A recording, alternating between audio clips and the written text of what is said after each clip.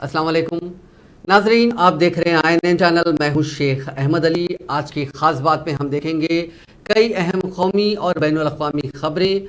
America में चाशुम्बे के रोज नोटम यानी notice to air mission system में खराबी की वजह से सभी फ्लाइट्स ठप हो गई। न्यूयॉर्क टाइम्स की एक रिपोर्ट के मुताबिक करीब 5,000 फ्लाइट्स देरी से चल रही हैं।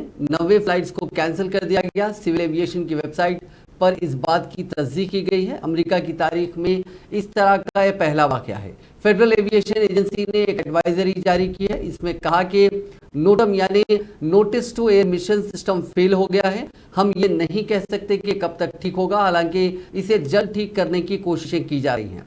एक और रिपोर्ट के मुताबिक करीब 400 फ्लाइट्स देरी से ऑपरेट की जा रही हैं। इनमें डोमेस्टिक और अब्रॉड के फ्लाइट ऑपरेशन शामिल हैं। अमेरिकी वक्त के मुताबिक सुबह करीब 5:31 पर यह टेक्निकल फॉल्ट सामने आया। हालांकि अब तक ये साफ नहीं हो सका कि इसकी वजह क्या है। एविएशन की वेबसाइट पर कहा गया कि टेक्निकल स्टाफ सिस्टम को दुरुस्त करने में जुटा है।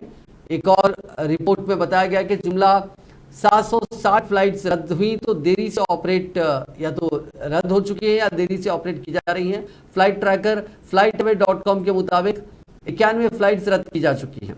एफएए ने नए बयान में कहा कि कंप्यूटर सिस्टम में आए टेक्निकल फॉल्ट की वजह से हुआ है। खराबी का पता चल गया है। फ्लाइट ऑपरेशंस जल्द रिस्टोर करने की कोशिश की जा रही है। आरएसएस चीफ मोहन भागवत ने 5 जनिया और ऑर्गेनाइजर को एक तवील इंटरव्यू दिया जो सुर्खियों में है। इस इंटरव्यू में उन्होंने आरएसएस, हिंदुत्व और इस्लाम व ईसाई मज़ाहिब को लेकर अपने नजरियात खुलकर रखे। तवील तरीन इंटरव्यू में कुछ मकामात पर मोहन भागवत ने मुसलमानों और ईसाइयों पर शदीद हमला भी किया और हिंदू मजहब को सबसे बेहतर करार दिया। एक सवाल के जवाब में भगवत हिंदुओं का मौज़ना दूसरे मज़ाहिब के लोगों से करते हुए कहते हैं कि हिंदू समाज अगर खुद को जानेगा तो अपना हल क्या है उसे समझ जाएगा। कट्टर ईसाई कहते हैं कि सारी दुनिया को ईसाई बना देंगे और जो नहीं बनेंगे उनको हमारे रहमो करम पर रहना पड़ेगा या तो मरना पड़ेगा। कट्टर इस्लाम वाले जो इब्राहिमी नजरिया रखते हैं, ईश्वर को मानने वाले और नहीं मानने वाले लोग हैं। कम्युनिज्म, कैपिटलिज्म समेत सब ऐसे ही नजरिया रखते हैं कि सबको हमारी राह इख्तियार करनी होगी क्योंकि हम ही सही हैं। हमारे रहमो करम पर रहो या मत रहो, हम तबाह कर देंगे। फिर वो कहते हैं कि हिंदू का आलमी नजरिया क्या है। क्या हिंदू भी ऐसा कहता है कि सबको हिंदू मजहब मानना पड़ेगा? उन्होंने कहा कि हमारा ऐसा नजरिया ही नहीं है। हमारा नजरिया यह है कि हम सब लोगों के सामने एक मिसाल पेश करेंगे, सब लोगों से बात करेंगे, जिसको अच्छा बनना है वो हमारी पैरवी करे, नहीं तो हम उनका कुछ नहीं करेंगे। लेकिन वो हमारा कुछ ना कर सके इसकी फिक्र तो करनी पड़ेगी। साथ ही भगवत ये भी कहते हैं कि इन सब लड़ाइयों में अब हम मजबूत हो गए हैं, अब वो हमारा कुछ नहीं बिगाड़ सकते।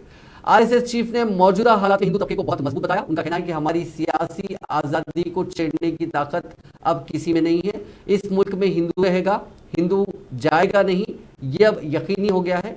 हिंदू अब बेदार हो गया है।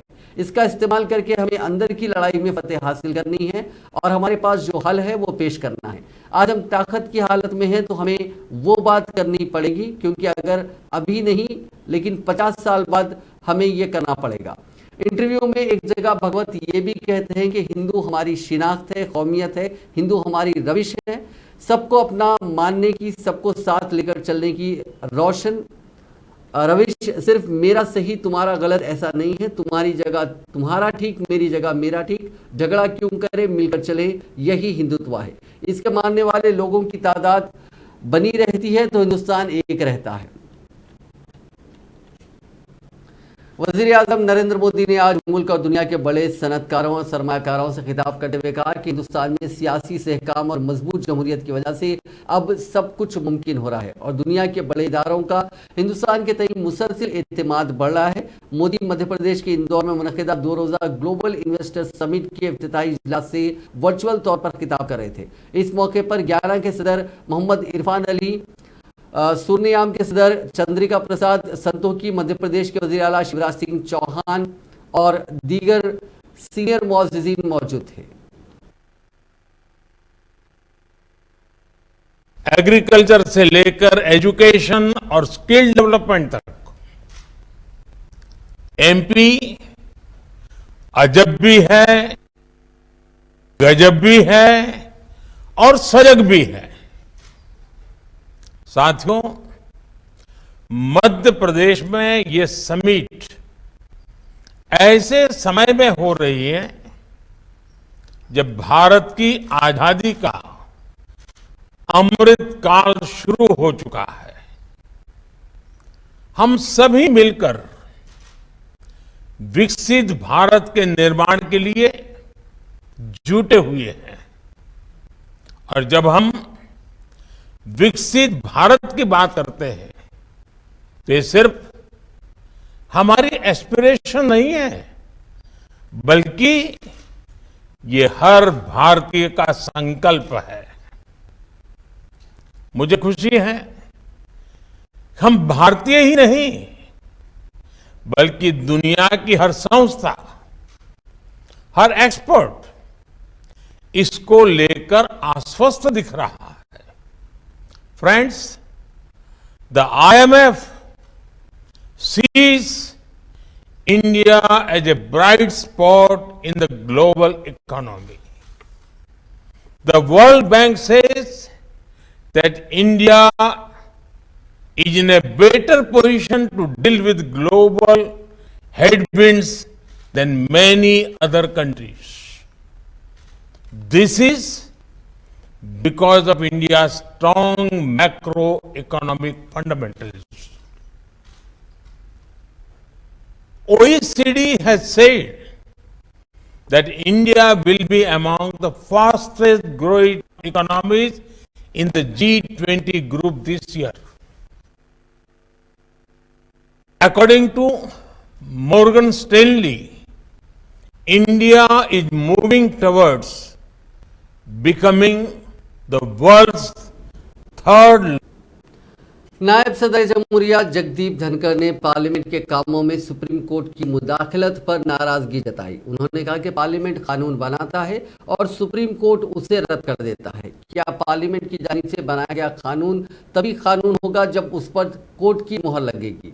वो जयपुर में मुल्क भर के असेंबली स्पीकर्स के कौमी समिट में बोल रहे थे। नायब सदर जमहूरिया के साथ लोकसभा के स्पीकर ओम बिरला और राजस्थान के वजीर आला अशोक गहलोत ने भी अदालती मुदाखलत पर नाराजगी जताई। धनखड़ ने कहा कि 1973 में एक बहुत गलत कल्चर शुरू हुआ। केशवानंद भारती केस में सुप्रीम कोर्ट ने बेसिक स्ट्रक्चर का आइडिया दिया कि पार्लियामेंट ऐवान में यानी कॉन्स्टिट्यूशन में तब्दीली कर सकती है, लेकिन इसके बेसिक स्ट्रक्चर को नहीं। कोर्ट को उन्होंने कहा कि मैं एहतराम के साथ कोर्ट को ये कहना चाहता हूं कि इससे मैं सहमत नहीं हूं। हाउस बदलाव कर सकता है, ये ऐवान बताए कि इससे क्या किया जा सकता है। ये पार्लियामेंट को क्या पार्लियामेंट को इस बात की इजाज़त दी जा सकती है कि उसके फैसले को कोई और इंस्टीट्यूशन रिव्यू करे। इस प्रोग्राम से लोकसभा स्पीकर ओम बिरला ने भी मुखातिब किया। उन्होंने कहा कि जुडिशरी को अपनी हदों के अंदर रहना चाहिए। जुडिशरी से उम्मीद की जाती है कि उनको कानूनी यानी दस्तूरी दायरे के अंदर उन्हें जो इख्तियारात दिए गए हैं उन्हीं का इस्तेमाल वो करें।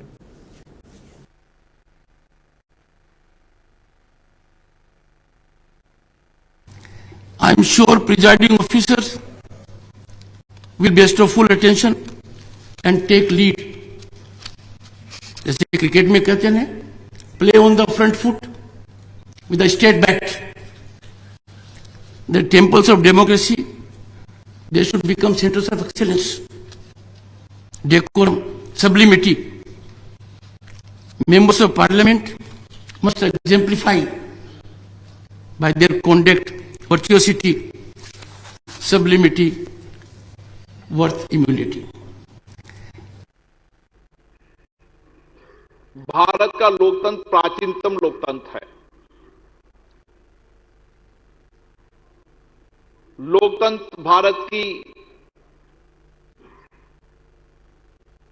की परंपराओं के अंदर, परिवेश के अंदर हमेशा रहा है और इसलिए जब G20 का सम्मेलन हो रहा है उस समय लोकतंत्र भारत की अवधारणा है, विचारधारा है, कार्यशैली है और लोकतंत्र के माध्यम से ही हमने लोगों के जीवन में सामाजिक आर्थिक परिवर्तन किए हैं और इसीलिए 21वीं सदी के जो आकांक्षी भारत है, जो नया उदय भारत हो रहा है, दुनिया भारत की ओर देख रही है।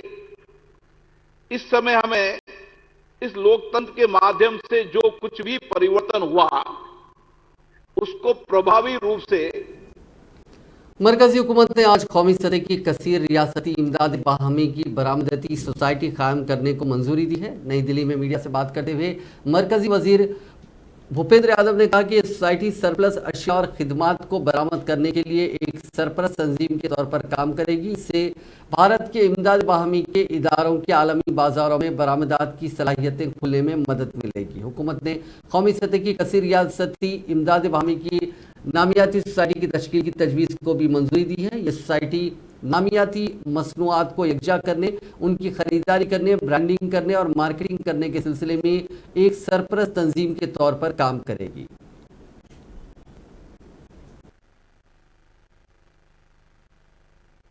देश में सहकारिता क्षेत्र, ग्रामीण क्षेत्र के कृषकों से जुड़ा हुआ, कृषि उत्पादकता और कृषकों के आय से जुड़ा हुआ एक प्रमुख क्षेत्र है। प्रधानमंत्री नरेंद्र मोदी जी के नेतृत्व में इन 3 निर्णयों के द्वारा देश में जो कोऑपरेटिव एक्ट 1984 में बना था और उसके बाद 1987 में ट्राइफेड बना था, आज 35 वर्ष बाद 3 नए सहकारी संघों का निर्माण और किया गया है। और इस निर्णय के द्वारा setting up a national cooperative export society, setting up A national level cooperative society for organic products, setting up A national level multi state seed cooperative society की स्थापना की गई है। माननीय प्रधानमंत्री जी के नेतृत्व में इन 3 निर्णयों के द्वारा देश में सहकार से समृद्धि, ग्रामीण क्षेत्रों में कृषकों का आय में वृद्धि और उसके साथ ही साथ सहकारिता मंत्रालय द्वारा अन्य मंत्रालयों के साथ full of the government approach लेते हुए देश की ग्रामीण जो कृषि आय है उसको हम किस प्रकार से अंतर्राष्ट्रीय मानकों के अनुरूप करके उसको अंतर्राष्ट्रीय स्तर पर ले जाकर के उसके एक्सपोर्ट में हम वृद्धि करें, इसके लिए इस निर्णय के द्वारा सुनिश्चित किया गया है। हम जानते हैं कि सहकारी समितियों के माध्यम से किसानों को बीज उपलब्ध कराने, उनके द्वारा उत्पादित ऑर्गेनिक प्रोडक्ट की मार्केटिंग तथा कृषि उत्पादों के एक्सपोर्ट में सहायता देने के लिए इन तीनों संशोधनों के माध्यम से राष्ट्रीय स्तर पर मल्टी स्टेट कोऑपरेटिव सोसाइटी स्थापना करने के लिए मंत्रिमंडल द्वारा अनुमोदन किया गया है। हम ये भी जानते हैं कि हमारे देश में कोऑपरेटिव सोसाइटी का इतना महत्व है कि देश में 8,50,000 रजिस्टर्ड कोऑपरेटिव है, जिसमें लगभग 29 करोड़ मेंबर हैं और ये सदस्य प्रमुख रूप से ग्रामीण इलाकों से हैं, कृषि और अलाइड गतिविधियों से जुड़े हुए हैं। ये संशोधन उनके जीवन में संवर्धन लाने के लिए, आय बढ़ाने के लिए, कैपेसिटी बिल्डिंग बढ़ाने के लिए, ग्रामीण क्षेत्र के आधारभूत ढांचे के विकास के लिए किए गए हैं। और इसलिए भारत में एक बहुत बड़ी क्षमता हमारे ऑर्गेनिक प्रोड्यूस में है और भारत के ऑर्गेनिक प्रोड्यूस का जो दायरा है उसको अंतर्राष्ट्रीय स्तर पे बढ़ाने के लिए ये संशोधन किए गए और इसलिए इन संशोधनों के माध्यम से उत्पादन स्थानों के नजदीक तथा रेस्पॉन्सिबल प्राइस पर ऑर्गेनिक प्रोडक्ट की टेस्टिंग और सर्टिफिकेशन फैसिलिटीज को भी उपलब्ध कराया गया है। और इसके लिए जो अभी तक देश में एक अभाव महसूस किया जा रहा था कि नेशनल लेवल पर कोई कोऑपरेटिव संस्था नहीं है, ये विशेष रूप से हमारे किसानों के जो ऑर्गेनिक प्रोड्यूस हैं उनकी आवश्यकताओं को पूरा करने का काम करेगा। देश में सहकारिता। कांग्रेस की भारत जोड़ो यात्रा 4 जुम्मे को फतेहगढ़ साहिब में गुरुद्वारा और दरगाह की जियारत के साथ ही पंजाब में दाखिल हो गई।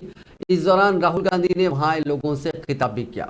उन्होंने कहा कि यात्रा मुल्क के सबसे अहम मसाइल यानी नफरत, बेरोजगारी और महंगाई के खिलाफ आवाज उठाने और लड़ने के लिए है।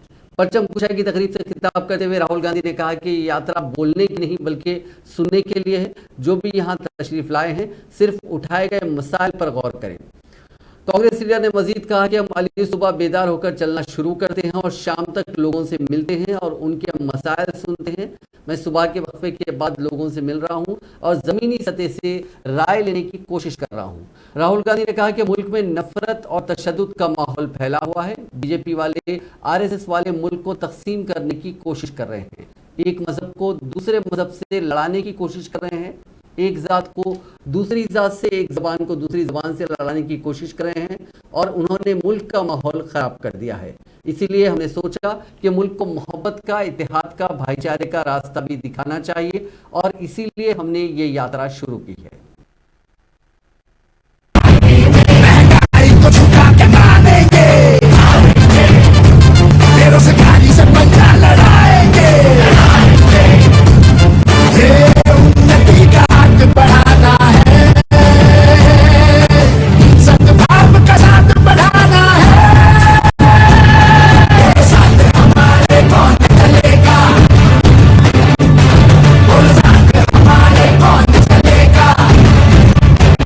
देश में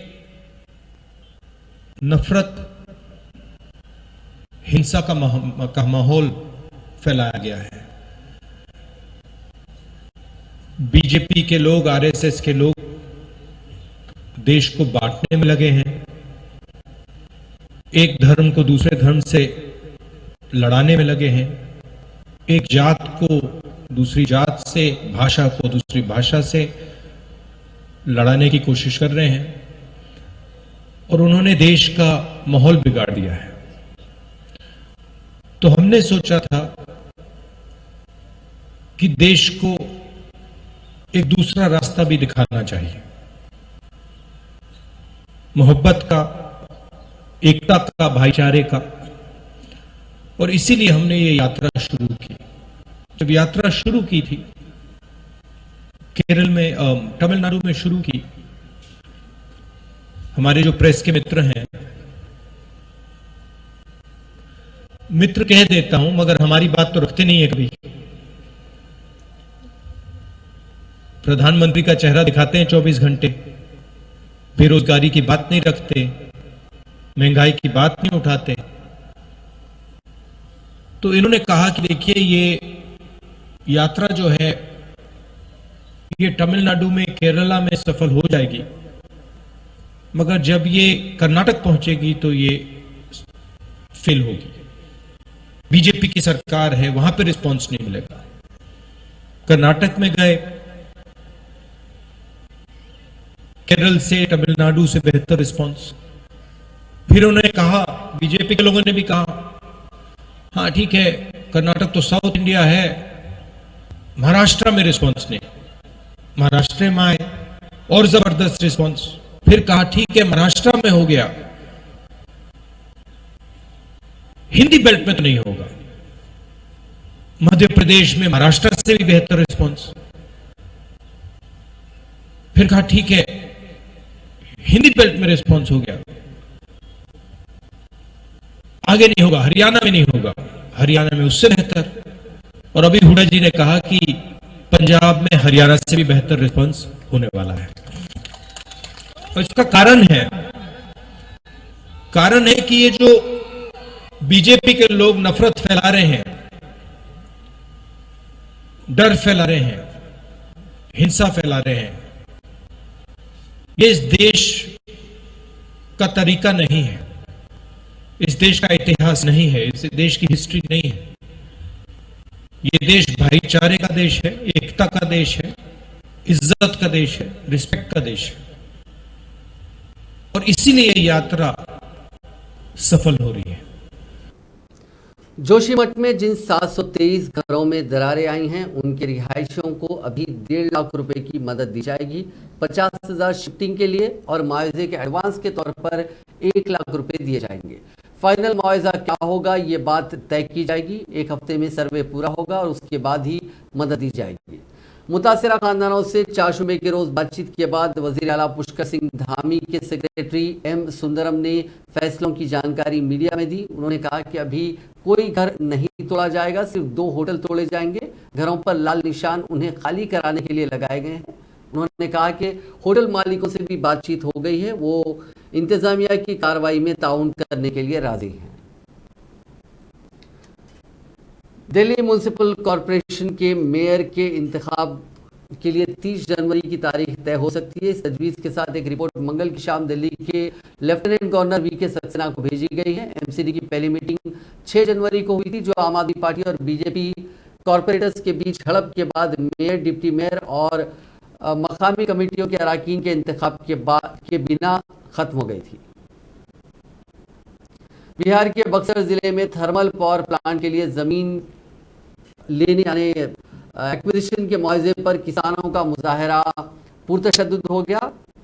गांव वालों के मुताबिक चाशुम्बे की सुबह लाठी डंडे लेकर पुलिस और पावर प्लांट के लोग उन पर टूट पड़े। पुलिस की गाड़ियों में किसानों ने तोड़फोड़ कर उनमें आग लगा दी। एम्बुलेंस, फायर ब्रिगेड समेत 13 गाड़ियां फूंक दी गई। प्लांट के गेट पर भी आगजनी की गई। पुलिस ने हवाई फायरिंग करके भीड़ को खदेड़ने की कोशिश की। दोनों तरफ से बीच बीच में पत्थरबाजी भी हुई। इसमें 4 पुलिस हल्का जख्मी हुए। मौके पर भारी पुलिस फोर्स को तैनात किया गया।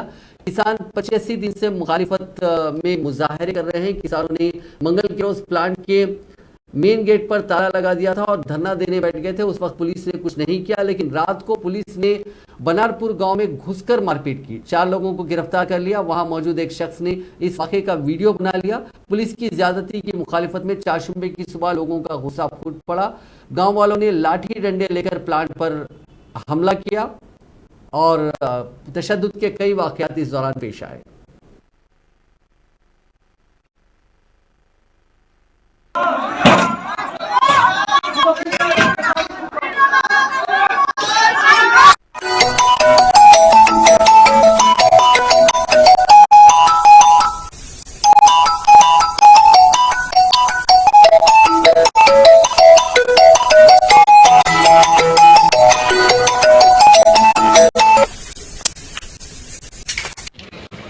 मतलब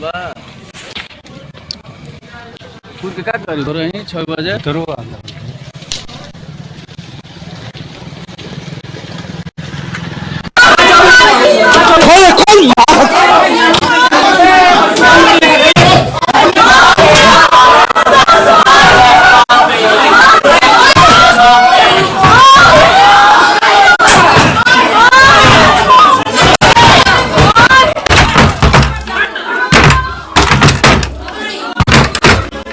दे रहे थे लगातार। हाँ। उसको लेके कल पुलिस घुस के लाठीचार्ज वगैरह किए। उसको लेके वहाँ लोग जो है पुलिस गाड़ी वगैरह जला दी है। नहीं तो मामला देखना पड़ेगा कि क्या है। एक्चुअली हमारे संज्ञान में मामला नहीं, आप तो कह रहे हैं तो उसमें दिखवाते हैं कि क्या है मामला। तो दरअसल मुआवजे को लेकर मामला हुआ है, वो दिखवाना पड़ेगा टेक्निकली क्या है। एक्चुअली मुआवजा का मामला है तो उसको हम लोग दिखाएं क्या है एक्चुअली पुलिस। और एक और मामला है का क्षेप कर लिया गया, जिसमें यह कहा गया कि कास्ट।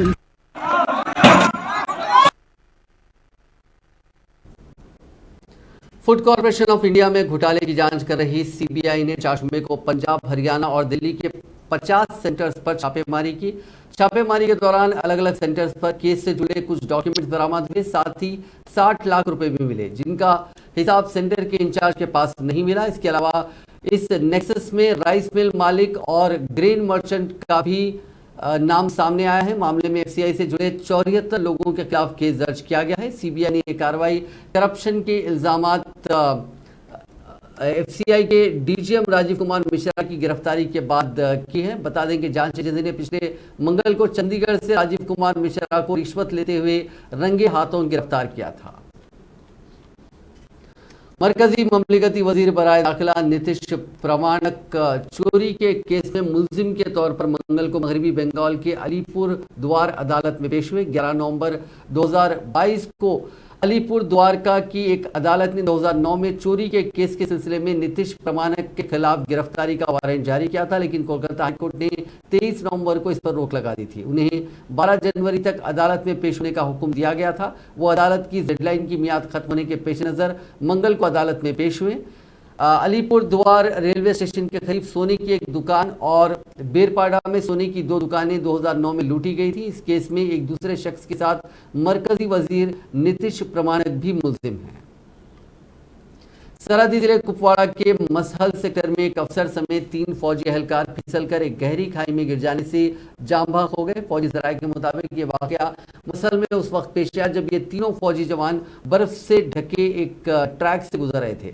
वाकये के मुतालिक जानकारी फराहम करते हुए चिनार कौर ने अपने एक ट्वीट में कहा कि वाकया मसल सेक्टर में पेश आया। ट्वीट में कहा गया कि अगले इलाकों के ऑपरेशन के दौरान एक जेओसी और 2 एहलकारों पर मुश्तमिल एक पार्टी फिसलकर गहरी खाई में जा गिरी। तीनों फौजी जवानों की लाशों को बाजियाब किया गया।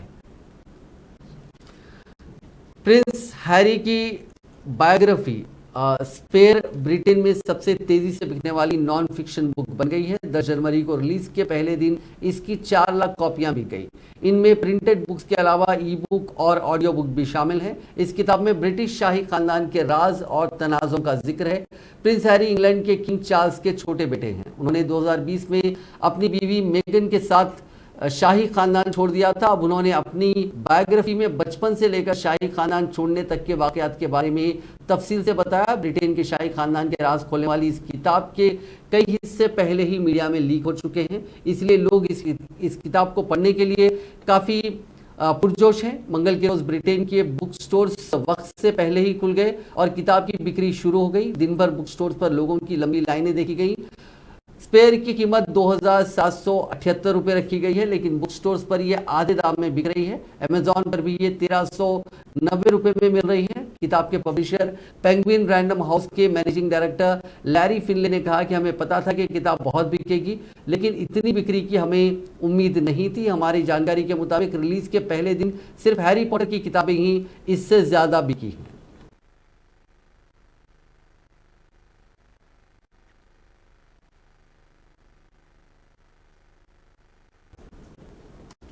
दुनिया का मकबूल तरीन अवार्ड शो गोल्डन ग्लोब 2023 शुरू हो गया है और इसमें जुनूबी हिंद सिनेमा की फिल्म RRR ने तारीख रकम कर दी है। फिल्म के तेलुगु गाने नाटो नाटो को बेहतरीन गाने के अवार्ड से नवाजा गया। फिल्म RRR गुज़िश्ता साल मार्च में सिनेमाघरों में रिलीज हुई थी और उसने आलमी बॉक्स ऑफिस पर 1200 करोड़ रुपए से ज्यादा की कमाई की थी। गोल्डन ग्लोब में हर साल की तरह इस साल भी कई फिल्में मुकाबले में हैं। हिंदुस्तान से जुनूबी सिनेमा की ब्लॉकबस्टर फिल्म RRR को अवार्ड के लिए नामजद किया गया था। चुनांचे फिल्म की पूरी टीम अवार्ड तकरीब में पहुंची हुई है। सभी हिंदुस्तानी मलबूजात में गोल्डन ग्लोब 2023 में पहुंचे, लेकिन जिसके बारे में सबसे ज्यादा बात हो रही है वो RRR के डायरेक्टर SS राजमौली हैं। तजुर्बेकार डायरेक्टर अपनी अहलिया रामा राजमौली के साथ अवार्ड तकरीब में पहुंचे। इस दौरान रामा हिंदुस्तानी साड़ी में नजर आई। इस अवार्ड को मिलने के बाद बहुत से एक्टर्स ने और खासकर वजीर आजम नरेंद्र मोदी ने RRR की टीम को मुबारकबाद पेश की। Goes to Naatu Naatu RRR. This is the first nomination and first win for this writing team. They win their Golden Globe tonight for their music and lyrics of Naatu Naatu in RRR. Accepting the award is MM Kiravani. Goes to Naatu. France की दारुल हुकूमत Paris के गारे dough नोरड railway station पर चाकू से किए गए हमले में एक पुलिस अफसर समेत कम से कम 6 अफराद जख्मी हो गए। एक रिपोर्ट के मुताबिक फ्रांस की कौमी सरकारी रेलवे कंपनी SNCF के हवाले से बताया गया कि वहां मकामी वक्त के मुताबिक सुबह तकरीबन 6:40 पर एक नामालूम हमलावर ने कम से कम एक पुलिस ऑफिसर समेत मुतअद्दिद अफराद पर चाकू से हमला किया, जिसमें 6 अफराद जख्मी हुए। कोरोना से बेहाल चीन से एक हैरान करने वाला वीडियो सामने आया है। ये वीडियो किसी झड़प या मुजाहरे का नहीं बल्कि एक होटल का है, जहां एक शख्स अपनी कार लेकर घुस गया। इस दौरान होटल का दरवाजा और अंदर रखा काफी सामान टूट गया। सोशल मीडिया पर वायरल हो रही ये वीडियो शंघाई का है। यहाँ एक शख्स की होटल स्टाफ से बहस हो गई, जिसके बाद वो गुस्से में अपनी स्पोर्ट्स कार चलाकर लॉबी तक ले गया। पुलिस ने बताया कि चैन नाम के शख्स को गिरफ्तार कर लिया गया है। एक ऑफिसर ने कहा कि 28 साल का चैन शंघाई के एक लग्जरी होटल में रुका था। वो अपना लैपटॉप लेकर वहां आया था, लेकिन बाद में उसका लैपटॉप नहीं मिल रहा था। इसकी शिकायत उसने होटल के स्टाफ से की। थोड़ी देर बाद वो चिल्लाने लगा और स्टाफ से बहस करने लगा। फिर वो गुस्से में बाहर गया और अपनी स्पोर्ट्स कार लाकर अंदर घुसा दिया। नाजरीन, आज की खास बात में बस इतना ही। आपसे कल मुलाकात होगी नई खबरों के साथ। आप देखते रहिए INN चैनल।